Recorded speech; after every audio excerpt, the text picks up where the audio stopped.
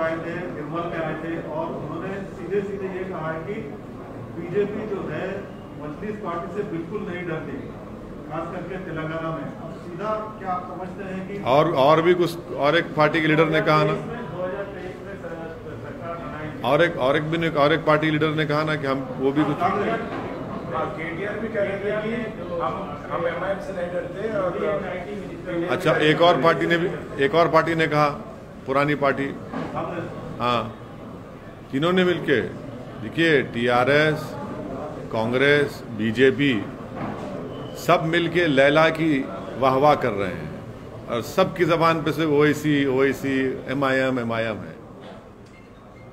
इनको हमारे सिवा कोई नजर आता ही नहीं है ना।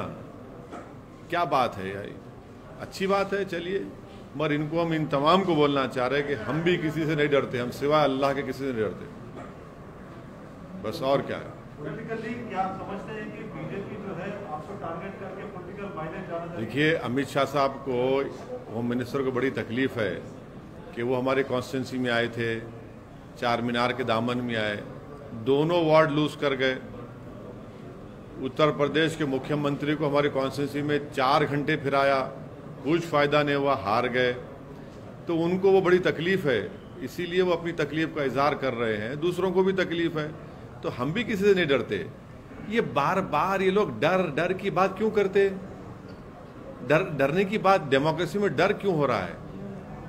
और डेमोक्रेसी में माइनॉरिटीज को कॉन्फिडेंस दिलाना ना, आप तो मेजॉरिटी हैं, आप तो रूलिंग पार्टी हैं दिल्ली के, आप तो शाह साहब हैं, तो आपकी जबान से डर क्यों निकल रहा है? आपकी जबान से तो उम्मीद की बात होनी चाहिए। क्या आपसे डर रहे हैं सर वो? नहीं, मुझसे क्यों डरना चाहिए? मैं कह रहे हैं कि यहाँ की सरकार आपसे डर के लिबरेशन डे नहीं मना। अरे भाई, वही सरकार के एक मिनिस्टर कह रहे हैं हमारे बारे में, दूसरी पुरानी पार्टी कांग्रेस भी, कल तीनों पार्टी हमारे बारे में बोल रहे। ये क्या सुबह शाम, क्या इनको ख्वाबों में हम ही नजर आ रहे? क्या दूसरा को नजर नहीं आता क्या इनको अपने ख्वाबों में? सर, अमित शाह ने कहा है कि 2024 में बीजेपी तेलंगाना में सरकार बनाएगी और ऑफिशियली लिबरेशन डे मनाएंगे, तो आप उस पर क्या कहना चाहते हैं? क्या बीजेपी यहाँ पे सरकार बना सकती है? देखिए, जीएचएमसी इलेक्शन में बीजेपी कुछ नहीं कर पाई, थोड़े सीटों में इजाफा हो गया। सुनिए ना, कोविड की दूसरी वेव आई नरेंद्र मोदी सरकार की गलतियों की वजह से। जब कोविड की सेकेंड वेव में पूरा तेलंगाना और हैदराबाद फंसा हुआ था, ये कहीं पर नजर नहीं आए बीजेपी वाले। हाँ, तीसरी बात यह है कि एमएलसी का इलेक्शन हुआ, उसमें बीजेपी बुरी तरह हार गई, सिटिंग उनका कैंडिडेट था, बीजेपी हार गई। फिर एक असेंबली इलेक्शन हुआ, नागार्जुना सागर में डिपॉजिट चली गई। अब ये कौन सी दुनिया की बात कर रहे हैं? लड़िए, इलेक्शन लड़ना आपका डेमोक्रेटिक राइट है, हर पार्टी को लड़ना चाहिए और जनता जवाब देगी, तेलंगाना की आवाम जवाब देगी इंशाअल्लाह ताला उसको। देखिए, जीएचएमसी में ये बीजेपी की विक्ट्री, एक पायरिक विक्ट्री बोलते हैं अंग्रेजी में उसको, पायरिक विक्ट्री, वो थी वो।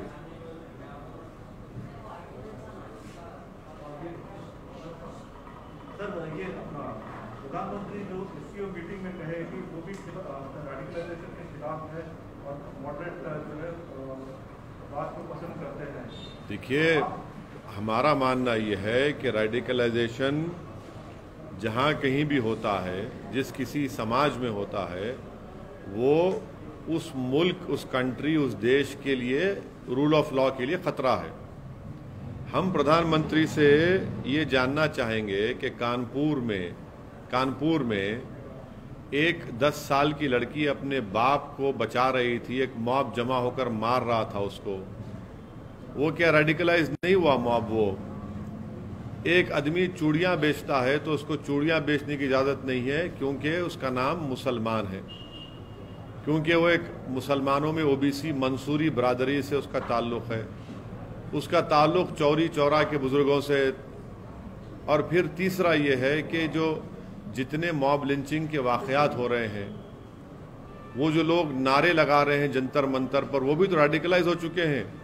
तो हम प्रधानमंत्री को कह रहे हैं कि यकीनन रेडिकलाइजेशन किसी भी देश के लिए, रूल ऑफ लॉ के लिए थ्रेट है, और प्रधानमंत्री को ये रेडिकलाइजेशन की जो मिसालें मैं पेश किया हूं उस पर भी प्रधानमंत्री को उस पर कंडेम करना चाहिए, उसकी मजम्मत करना चाहिए, और प्रधानमंत्री को ये भी बोलना चाहिए कि एक स्टेट का मुख्यमंत्री अब्बा जान कहता है, वो क्या प्रधानमंत्री उससे मुत्तफिक हैं उनकी उस भाषा से? और क्या ये जो अपने आप को सेकुलर कहते हैं वो चचा जान बोलता है, तो क्या वो भी उससे मुत्तफिक है? ये लोग रेडिकलाइज नहीं हुए क्या? ये भी रेडिकलाइजेशन है। तो प्रधानमंत्री से हम उम्मीद करते हैं कि वो इन तमाम रेडिकलाइजेशन को भी नोटिस लेंगे और इसका रोकथाम करेंगे। अब प्रधानमंत्री की जो स्पीच रेडिकलाइजेशन एससीओ में हुई, हम उनसे जानना चाहते हैं कि अमेरिका ने तालिबान के लीडर्स को उनके ट्रैवल के लिए एग्जेम्पशन दिया है, तो क्या प्रधानमंत्री अमेरिका के इस डिक्टेट को मानेंगे, फैसले को?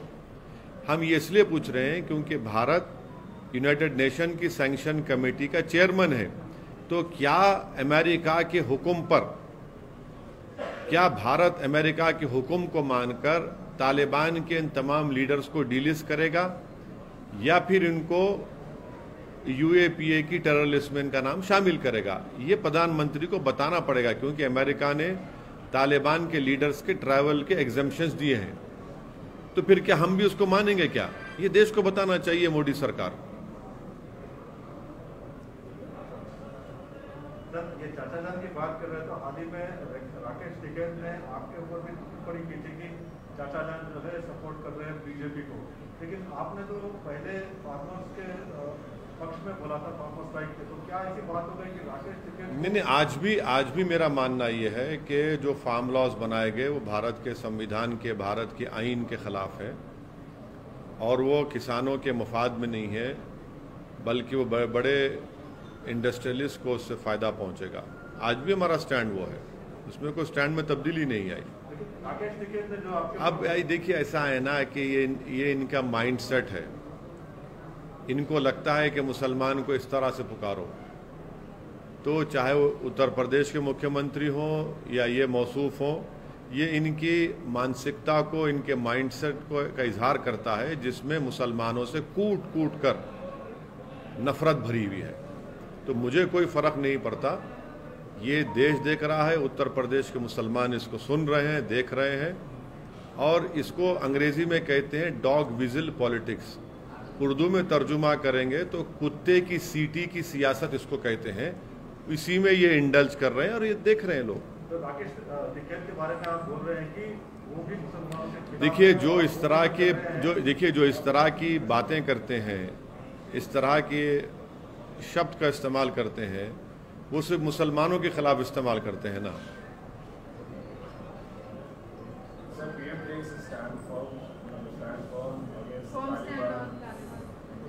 You see, after the Prime Minister's speech of yesterday, I had tweeted that any radicalization in any country is a threat to rule of law. I hope that the Prime Minister also takes notice of these people who mob lynch people in the name of cow or in the name of religion. I hope that the Prime Minister is informed about what happened in Kanpur when a 10-year-old Muslim girl was trying to save her father from a mob which was beating her father just because he happened to be a Muslim.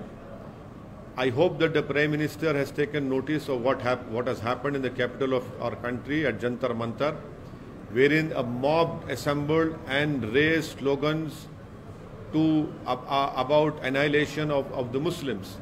This is also radicalization. The Prime Minister, I'm sure, would disagree or agree, I don't know, when the Chief Minister of the biggest state of our country says Abba Jan.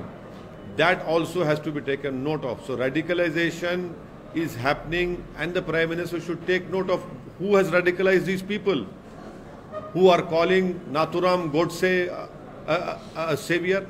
That is also radicalization. And also I want to know from the government of India, headed by our Prime Minister Shri Narendra Modi, that now the United States of America has given exemption to Taliban leaders for their travel. there, it has given further exemption. Will Narendra Modi's government follow the diktat of the US government in allowing exemption that has been given to Taliban? Because the Prime Minister has rightly said that the Taliban is radicalizing. Now, as the chairman of the UN Sanction Committee, will India delist Taliban, or will continue with that listing of them as terrorists? And if that is the case, then the government should ask that Taliban should be put in the terrorist list under Unlawful Activities Prevention Act. I hope that the Prime Minister will respond to it and their government will respond to these two things.